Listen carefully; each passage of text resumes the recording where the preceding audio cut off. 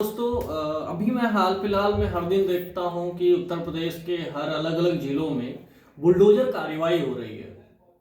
कुछ जिलों में सुन के आता है कि नक्शा नहीं पास है, अवैध है और पता नहीं क्या क्या चीजें निकल के आती है। मुझे एक चीज ये समझ में नहीं आ रही है कि आप बुलडोजर चलाइए, डेफिनेटली चलाइए, मैं कह रहा हूँ 100% बुलडोजर चलाइए, लेकिन क्या बुलडोजर चला रहे हैं आप? बुलडोजर चलाने के लिए आप इंतजार करते हैं क्या कि जब प्रॉपर्टी डीलर जब किसी कस्टमर को प्रॉपर्टी बेच दे, इसकी रजिस्ट्री हो जाए, स्टाम्प का पैसा आपको दे दे, कोर्ट की फीस दे दे, दाखिल खारिज करवा ले, तब आप बुलडोजर चलाएंगे?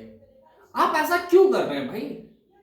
आपको अगर आपको इतनी दिक्कत है कि प्रॉपर्टी अनअप्रूव प्रॉपर्टियां ना बिके, ऐसी प्रॉपर्टी ना बिके, वैसी ना बिके, तो आप क्यों नहीं एक सख्त नियम बना रहे हैं? अगर आप जनता का भला ही चाहते हैं तो आप जो अनअप्रूव प्रॉपर्टी उसकी रजिस्ट्री रोक दीजिए।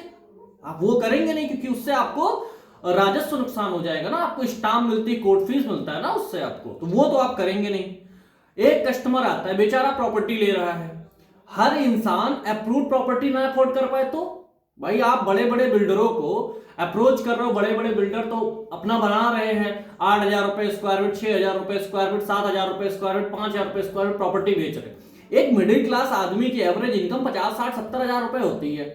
उसमें इंसान 30-35 लाख रुपए का बजट का अपना घर लेता है, क्योंकि उसकी ईएमआई देती है 30-35 हजार रुपए ईएमआई, और उन बचे 30-35 हजार में अपना घर पालता है, अपने परिवार पालता है, अपने बच्चों की पढ़ाई कराता है, उनके मेडिकल इमरजेंसी कराता है, और उनके घर में और भी उनके बच्चों के करियर, शादी विवाह वगैरह बहुत सारी चीजों के लिए प्लान करता है। आप जब सोसाइटी डेवलप होती तब आपका बुलडोजर नहीं आता, क्योंकि सोसाइटी जब डेवलप होगी तो बुलडोजर आपका नहीं आएगा। उसमें रोड, लाइट, नाली, पानी बनेगी तो आपका बुलडोजर नहीं आएगा। लैंड यूज चेंज होगा तो आपका बुलडोजर नहीं आएगा। कस्टमर को रजिस्ट्री होगी तब भी आपका बुलडोजर नहीं आएगा। आपका बुलडोजर कब आता है? जब आपकी पूरी साइड बिक चुकी होती है, उसका आपको सारी साइड का पूरा स्टाम्प मिल चुका होता है, आपको सारी पूरी कोर्ट फीस मिल चुकी होती है, तब आप कार्रवाई करने आते हैं कि इसका नक्शा नहीं अप्रूव्ड है और इस पर बुलडोजर चला दिया जाता है।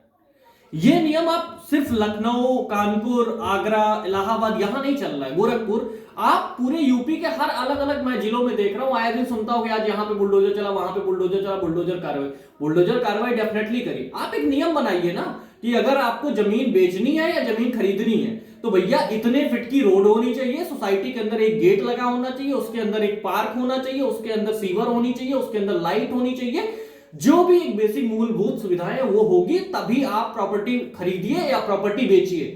अगर आप ये गाइडलाइन मार्केट में लगा देते, आप इस गाइडलाइन को आप बता दे, तो क्या लगता है आपको बिल्डर डेवलप नहीं करेगा या कस्टमर आके अनअप्रूव प्रॉपर्टी ऐसे ही खरीदेगा? नहीं खरीदेगा।